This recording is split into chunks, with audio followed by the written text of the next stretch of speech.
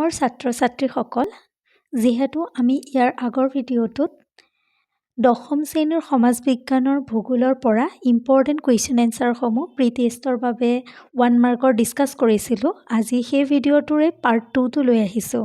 তেন্তে ব'লা আমি একেলগে প্ৰশ্ন উত্তৰসমূহ আলোচনা কৰোঁ। প্ৰথম প্ৰশ্নটো দিয়া গৈছে, পৃথিৱীৰ আটাইতকৈ ডাঙৰ মহাসাগৰখনৰ নাম কি? উত্তৰ প্ৰশান্ত মহাসাগৰ। কুৱেশ্যন নম্বৰ 2ত দিয়া গৈছে, প্ৰশান্ত মহাসাগৰৰ মাটিকালি কিমান? উত্তৰ 165.2 নিযুত বৰ্গ কিলোমিটাৰ। কুৱেশ্যন নম্বৰ 3ত দিয়া গৈছে, প্ৰশান্ত মহাসাগৰে পৃথিৱীৰ মুঠ মাটিকালিৰ কিমান শতাংশ আগুৰি আছে? উত্তৰ 1/3। কুৱেশ্যন নম্বৰ 4ত দিয়া গৈছে, প্ৰশান্ত মহাসাগৰৰ গড় গভীৰতা কিমান? উত্তৰ 5000 মিটাৰ। কুৱেশ্যন নম্বৰ 5ত দিয়া গৈছে, প্ৰশান্ত মহাসাগৰৰ সৰু ডাঙৰ কিমান দ্বীপ আছে? উত্তৰ প্ৰায় 20,000 সৰু বৰ সামুদ্ৰিক দ্বীপ আছে। কুৱেশ্যন নম্বৰ 6ত দিয়া গৈছে, 2015 বৰ্ষৰ তথ্য অনুসৰি পৃথিৱীৰ মুঠ জনসংখ্যা কিমান? উত্তৰ 730 কোটি বা 7.3 মহানিযুত। কুৱেশ্যন নম্বৰ 7ত দিয়া গৈছে, গড় হিচাপে মহাসাগৰৰ গভীৰতা কিমান? উত্তৰ 4000 মিটাৰ।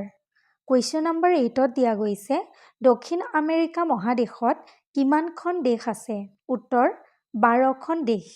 কুৱেশ্যন নম্বৰ 9ত দিয়া গৈছে, পৃথিৱীৰ দীৰ্ঘতম পৰ্বত শ্ৰেণীটোৰ নাম কি? উত্তৰ এণ্ডিছ।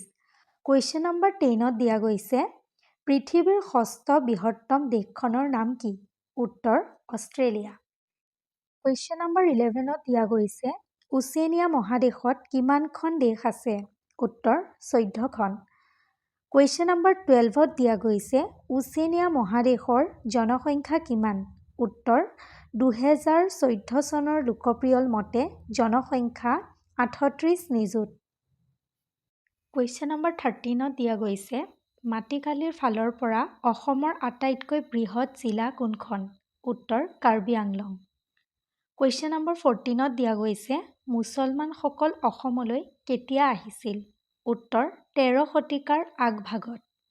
কুৱেশ্যন নম্বৰ 15ত দিয়া গৈছে, অসমৰ উত্তৰৰ ফালে থকা ৰাজ্যখনৰ নাম কি? উত্তৰ অৰুণাচল প্ৰদেশ।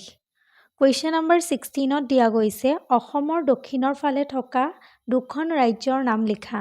উত্তৰ মিজোৰাম আৰু মেঘালয়। কুৱেশ্যন নম্বৰ 17ত দিয়া গৈছে, অসমৰ পশ্চিম ফালে থকা দুখন ৰাজ্যৰ নাম লিখা। উত্তৰ পশ্চিম বংগ আৰু ত্ৰিপুৰা।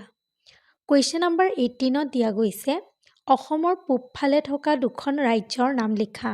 উত্তৰ অৰুণাচল প্ৰদেশ, নাগালেণ্ড